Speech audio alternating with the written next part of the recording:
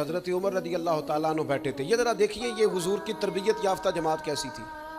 سیدنا فاروق اعظم بیٹھے ہیں, حضرت جریر ابن عبداللہ رضی اللہ تعالیٰ عنہ بیٹھے. ایک آدمی کی اچانک ہوا خارج ہو گئی اور اس کی آواز آئی اور بدبو پھیل گئی. اب یہ چیزیں بعض اوقات انسانی طبیعت کے کنٹرول میں نہیں ہوتی. ہمارے ہاں لوگ مذاق اڑاتے ہیں, پھبتیاں کستے ہیں, تانا زنی کرتے ہیں. ہوا خارج ہوئی, آواز بھی آئی اور بدبو بھی پھیلی. حضرت جریر ابن عبداللہ فٹافٹ اٹھ کے کھڑے ہوئے, حضرت عمر سے عرض کرنے لگے حضور ہم سارے جا کے وضو نہ کر رہے ہیں, ایک آدمی کی ہوا خارج ہوئی ہے, وضو ایک کا ٹوٹا ہے.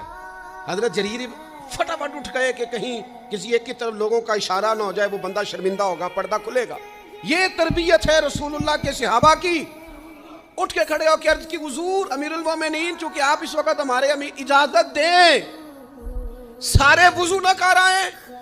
تو وہ بھی تو حضرت عمر تھے نا, فرمانے لگے